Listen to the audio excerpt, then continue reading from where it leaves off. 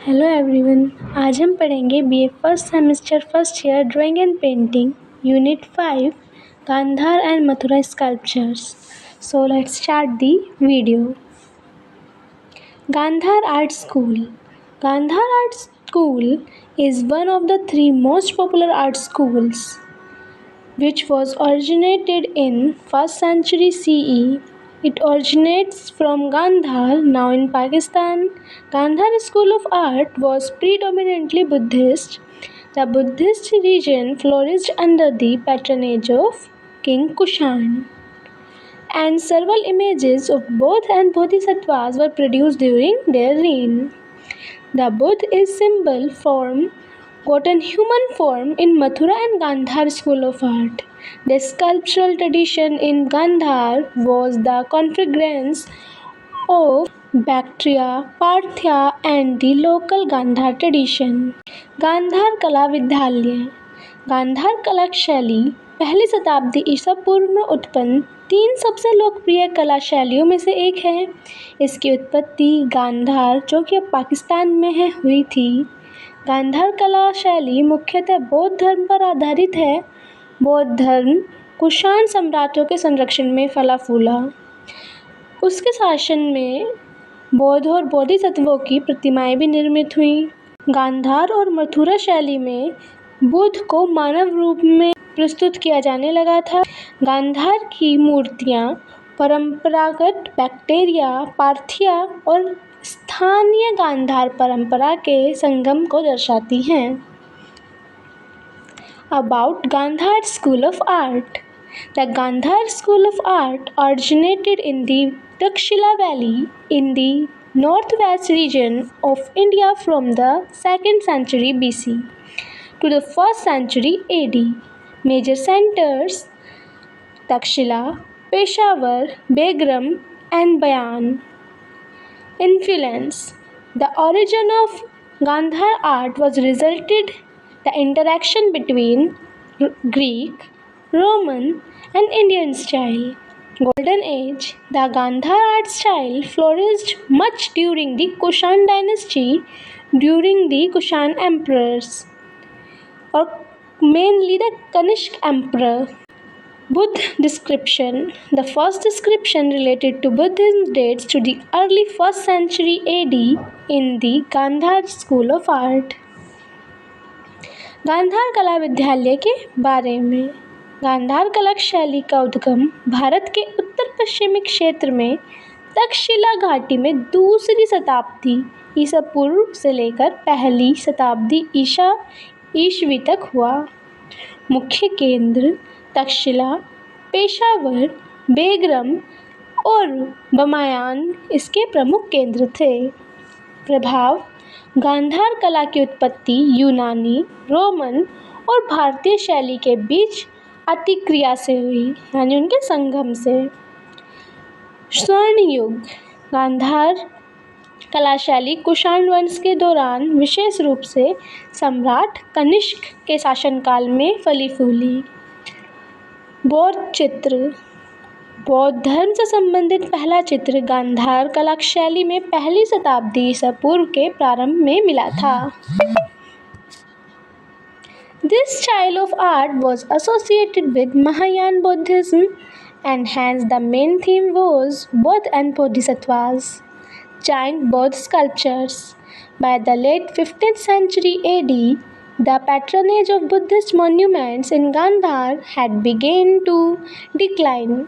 But in Afghanistan, this artistic tradition flourished till about the 18th century AD. It was during this late phase in Afghanistan that sculpture of Buddha reached truly momentum. Propositions such as the famous Buddha at Boyan. More Buddhist sculptures and architectures have been found in Greater Gandhar than in many parts of South India. यह कला शैली महायान बौद्ध धर्म से जुड़ी थी और इसके लिए इसका मुख्य विषय बौद्ध और बोधिसत्व थे। विशाल बुद्ध मूर्तियाँ। 5वीं शताब्दी के अंत तक गांधार में स्मारकों का संरक्षण कम होने लगा था, लेकिन अफ़गानिस्तान में कलात्मक परंपरा में लगभग 8वीं शताब्दी तक फली फूली। अफ़गानिस्तान में इसकी अंतिम चरण के दौरान बुद्ध की मूर्तियाँ जैसे बामियान में प्रसिद्ध बुद्ध की मूर्ति वास्तव में स्मारकीय आकार तक पहुँची। विहंगर गांधार में प्राचीन दक्षिण एशिया के किसी भी अन्य भाग की तुलना में अधिक बौद्ध मूर्तियों और स्थापत्य कला पाई गई थी। Gandhara school of art features Gandhar School of Art represents a unique blend of Indian, Greek, and Roman artistic tradition. Blend of Indian and foreign traditions. The Gandhar school includes many motifs and techniques from the classic Roman style. The basic iconography, however, remained Indian. Materials. The materials used for Gandhar sculptures were green pythalite and grey-blue mica slate in the early phase, whereas Scotto was used increasingly after the 3rd century CE. The sculptures were also printed and gilded. Gandhara कला शैली की विशेषताएं।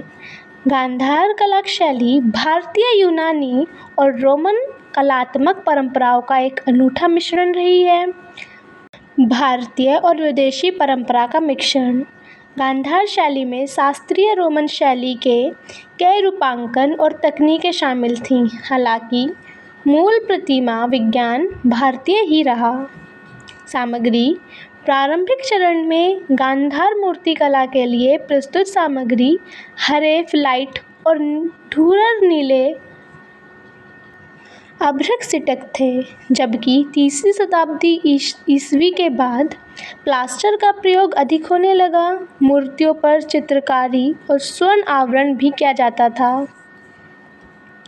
Idealistic depiction.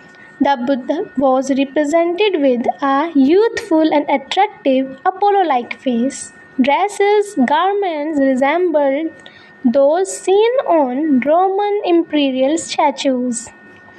Realistic and naturalistic style. A more realistic and naturalistic aesthetic made it possible to depict the human figure in greater details, whereas the older Buddha art tended to more abstract and symbolic. Secular sculptures.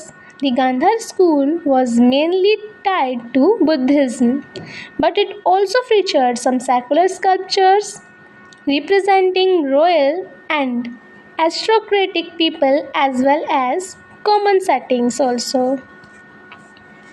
आदर्शवादी चित्र। बुद्ध को युवा और आकर्षक Apollo जैसे चेहरे के साथ दर्शाया गया था।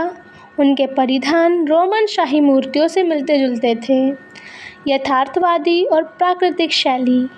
अधिक यथार्थवादी और प्राकृतिक शास्त्रीय सौंदर्य ने मानव आकृति को अधिक विस्तार से चित्रित किया, जबकि प्राचीन बुद्ध का कला अधिक अपूरक और प्रतीकात्मक थी।